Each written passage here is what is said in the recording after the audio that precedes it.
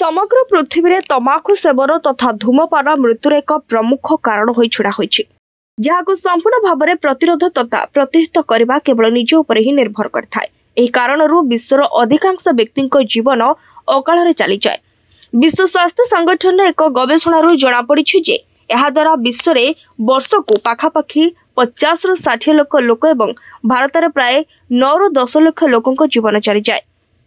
खाली सेतिक नुहे, क्रमागत धूमपान द्वारा व्यक्तिर बयस ह्रास पाई थाए। अन्य एक चिंतार विषय होउछि परोक्ष धूमपान। साधारणतः धूमपान करुवा व्यक्तिर संस्पर्श में आसुवा लोकों निश्वास प्रश्वास माध्यम धूआं शरीर भितर को प्रवेश कर प्रभावित करता है। तेज यह समय सापेक्ष।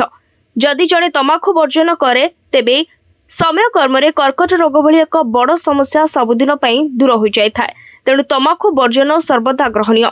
खुशीर कथा जे सरकारी स्तर में तमाकू वर्जन निमंते प्रोत्साहित करा जाउछि। सर्वप्रथमे 1975 मसीह प्रणीत एक आईन द्वारा सिगरेट बीड़ी पैकेट उपरे वैधानिक सतर्कता उल्लेख करा बाध्यतामूलक करागला। 2024 रे अन्य एक सरकारी आईन द्वारा समग्र तमाकू जातीय द्रव्य उपरे वैधानिक सतर्कता बाध्यतामूलक करागला एवं शिक्षानुष्ठान निकट में एसबुर बिक्री निषेध करागला। 2008 मसीह सर्वसाधारण धूमपान को निषिद्ध करागला।